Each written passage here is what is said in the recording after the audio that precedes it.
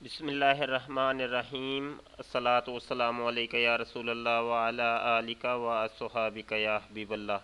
کنز الایمان research institute کی جانب سے آن لائن 4 سالہ درس نظامی کورس کے فرسٹ سیمسٹر میں ہم تفصیل النحو پڑھ رہے ہیں اور آج ہم سبق نمبر 32 پڑھیں گے انشاءاللہ۔ جناب، یہ سبق پہلے تو یہ بتا دوں کہ ہم اس کو 2 حصوں میں پڑھیں گے، آدھا آج پڑھیں گے، آدھا کل پڑھیں گے انشاءاللہ، کیونکہ سبق تھوڑا سا لمبا ہے۔ یہ مستثنیٰ کا یہ سبق ہے۔ مستثنیٰ کیا ہوتا ہے کہ ایک چیز کو دوسری چیز سے الگ کر دینا۔ مستثنیٰ یہ ہوتا ہے کہ اردو میں جیسے میں کہوں کہ زید کے علاوہ ساری کلاس میرے پاس آئی، بکر کے علاوہ سب نے پانی پیا۔ مطلب یہ کہ ایک یا دو کو الگ کر دینا، یا کچھ لوگوں کو یا کچھ جماعت کو الگ کر دینا، تو یہ ہوتا ہے مستثنیٰ۔ تو یہ کس طریقے سے عربی کے اندر اس کا استعمال ہے یہ ہم یہاں سیکھیں گے۔ فرماتے ہیں جی کہ اسم کے منصوب ہونے کی 8ویں صورت یہ ہے کہ تعریف مستثنیٰ استثناء سے ہے، یعنی استثناء سے بنا ہے مستثنیٰ، اور استثناء کا معنی الگ کرنا اور خارج کرنا ہے۔ اصطلاح میں اس سے مراد وہ چیز ہے کہ جسے حرف استثناء کے ساتھ ما قبل کے حکم سے خارج کر دیا جائے۔ تو آگے یہ آئیں گے حروف استثناء کتنے ہیں، تو کہتے ہیں کہ حرف استثناء کے ذکر کرنے کے بعد کسی چیز کو دوسری چیز سے نکال دیا جاتا ہے، خارج کر دیا جاتا ہے، خواہ حکم اس بات میں ہو یا نفی میں۔ مطلب یہ کہ چاہے حکم مثبت ہو یا منفی ہو، کسی بھی صورت میں ہو تو وہ الگ کر دیا جاتا ہے۔ تو آگے فرماتے ہیں جسے خارج کیا جائے اسے مستثنیٰ، اور جس سے الگ کیا جائے، جس سے خارج کیا گیا ہو اسے مستثنیٰ منہ کہتے ہیں۔ ایک مستثنیٰ ہوتا ہے، ایک مستثنیٰ منہ ہوتا ہے۔ جس حرف کے ساتھ الگ کیا جائے اسے حرف استثناء کہتے ہیں۔ مطلب یہ کہ 3 چیزیں ہو گئی ہیں، ایک مستثنیٰ، مستثنیٰ منہ اور حرف استثناء۔ اب یہ ایک مثال دے کے آپ کو سمجھا رہے ہیں کہ نجحت تلامیذ الا واحدن، نجحت تلامیذ الا واحدن۔ تو یہاں ذرا غور کریں کہ یہ جو التلامیذ ہے یہ مستثنیٰ منہ ہے۔ التلامیذ مستثنیٰ یعنی اس سے الگ کر دیا گیا ایک طالب علم کو، ایک کو، ٹھیک ہے جی۔ وہ یہ کہنا چاہ رہا ہے کہ تمام طالب علم کامیاب ہوئے لیکن ایک، مطلب یہ کہ ایک طالب علم کامیاب نہیں ہوا، ایک فیل ہو گیا ہے، بقایا سارے کامیاب ہو گئے۔ تو یہ جو التلامیذ ہے یہ ہے مستثنیٰ منہ، الا حرف استثناء ہے، واحدن جو ہے یہ مستثنیٰ ہے۔ ایسے ہی یہ ایک اور نئی مثال دے کے سمجھا رہے ہیں کہ ما غابت تلامیذ عن الدرس الا واحدن۔ تو وہ یہ کہنا چاہ رہے ہیں کہ بھائی کوئی طالب علم بھی سبق سے غائب نہیں ہوا مگر ایک طالب علم، مطلب یہ کہ ایک جو ہے نا وہ غیر حاضر تھا، بقایا سب جو ہے نا وہ حاضر تھے۔ تو یہاں آپ ذرا غور کر لیں کہ التلامیذ عن الدرس یہ سارا جو ہے مستثنیٰ منہ ہے، الا حرف استثناء واحدن یہ مستثنیٰ ہے۔ اب یہ حرف استثناء یا کلمات استثناء کون کون سے ہیں یہ اب نیچے آ گئے ہیں، یہ آپ دیکھ لیں، ان کو آپ نے یاد کرنا ہے۔ کہتے ہیں کلمات استثناء یہ ہیں الا، غیر، سوا، خلا، عدا، حاشا، ما خلا، ما عدا، لیسا، لا یکون۔ ان کو آپ یاد کریں، یہ استعمال ہوتے ہیں، اور زیادہ جو استعمال ہونے والا ہے وہ الا ہے، اور غیرہ بھی آتا ہے، غیرہ بھی استعمال ہوتا ہے، یہ زیادہ استعمال ہوتے ہیں۔ سوا بھی بہت زیادہ استعمال ہوتا ہے۔ تو یہ 3 جو ہے نا یہ بہت زیادہ استعمال ہوتے ہیں۔ اقسام مستثنیٰ کی 2 قسمیں، کہتے ہیں بھائی مستثنیٰ جس کو الگ کیا جاتا ہے وہ اس کی آگے پھر 2 قسمیں ہوتی ہیں، یا تو وہ متصل ہوگا یا منقطع ہوگا۔ متصل وہ مستثنیٰ ہے جو مستثنیٰ منہ کی جنس سے ہو، مستثنیٰ منہ کی جنس سے ہو، یعنی جنس دونوں کی ایک ہو۔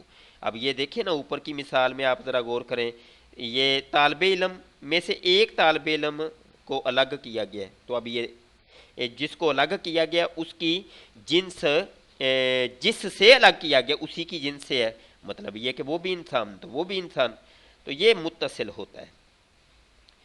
اور حرف استثناء کے ساتھ ما قبل کے حکم سے خارج کر دیا جائے، جیسے مذکورہ مثال میں واحدن التلامیز کی جنس سے تھا، جو حکم التلامیز پر تھا اس سے اللہ کے ساتھ خارج کر دیا۔ ٹھیک ہے جی، یہ دونوں ایک ہی جنس ہیں، وہ بھی انسان وہ بھی انسان، وہ بھی مرد تو وہ بھی مرد، جنس ایک ہے۔ اب یہ تو نہیں ہے کہ پیچھے کوئی جناب علی محترم کوئی جانور کا ذکر ہے یا کوئی پتھر کا یا شجر کا ذکر ہے تو وہ جنس مختلف تو نہیں نہ ہوئی۔ آگے منقطع وہ مستثنا ہے جو مستثنا منہ کی جنس سے نہ ہو، جیسے اشتریت الفرس الا حمارا، میں نے گھوڑے خریدے سوائے گدھے کے۔ اب دیکھیں گھوڑے کی جنس الگ ہے، گدھے کی جنس الگ ہے، تو اب یہ جنس مختلف ہو گئی ہے۔ تو گدھے کو اس نے نہیں خریدا تو خریدا کس کو تھا؟ وہ گھوڑے کو، تو اب وہ یعنی مستثنا منہ مستثنا کی جنس سے الگ ہے، تو یہ منقطع ہے۔ حمار مستثنا ہے جو الافراس مستثنا منہ کی جنس سے نہیں ہے۔ نوٹ: جس کلام میں استثناء ہو اس کی پھر دو قسمیں ہوتی ہیں۔ اب پورے کلام کی پھر دو قسمیں، یہ دیکھیں کلام کون سا ہے، یہ دیکھیں یہ ما غابہ سے لے کے واحدن تک یہ پورا کلام ہے، ٹھیک ہے بھیا۔ اسی طریقے سے ناجاہا سے لے کر یہ واحدن تک یہ پورا کلام ہے۔ اسی طریقے سے اشتریتو سے لے کر حمارن تک یہ پورا کلام ہے۔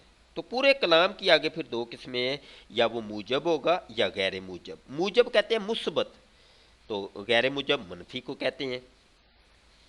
موجب کلام کون سا ہے؟ وہ کلام جس میں نفی نہیں استفہام انکاری نہ ہو، یہ تین چیزیں نہ ہوں بھائی، ٹھیک ہے جی۔ جیسے حاجم الافواج الا جندین، فوجوں نے حملہ کیا سوائے ایک سپاہی کے، تو یہ مثبت کلام ہے، منفی تو نہیں نا یہاں کوئی، تو مثبت کلام ہے۔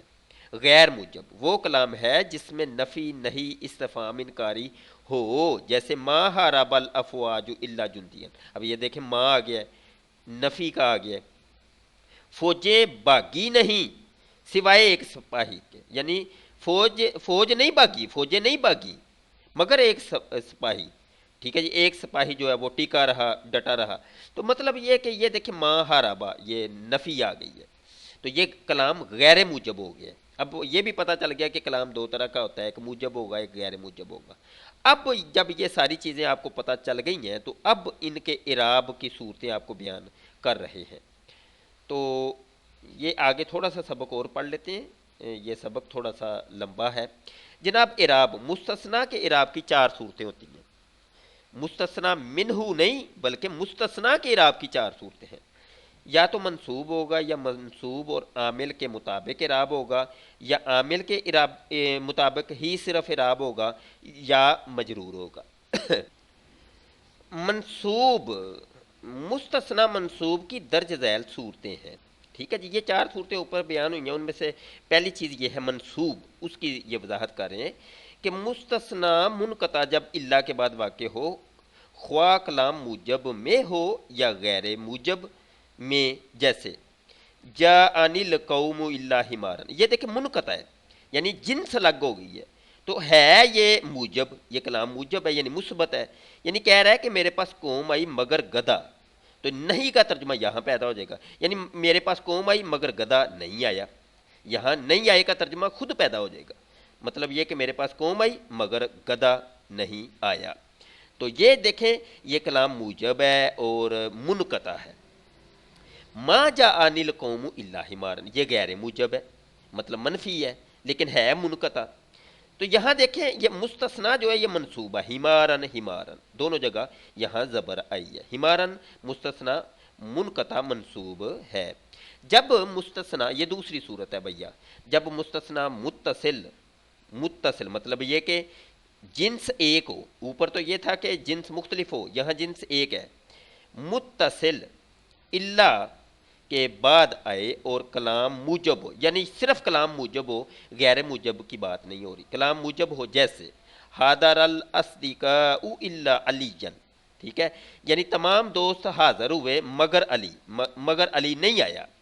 اب دیکھیں یہ ذرا غور کریں کہ مستثنا جو ہے نا علی، علی جو ہے نا یہ متصل ہے، یعنی یہ اصلی کا صدیق کی جمع ہے، اور یہ جنس ایک ہے، جنس ایک ہے، تو اور کلام بھی موجب ہے یعنی مثبت ہے، تو اس لحاظ سے یہ علی یعنی یہ مستثنا جو ہے یہ منصوب ذکر کیا گیا ہے۔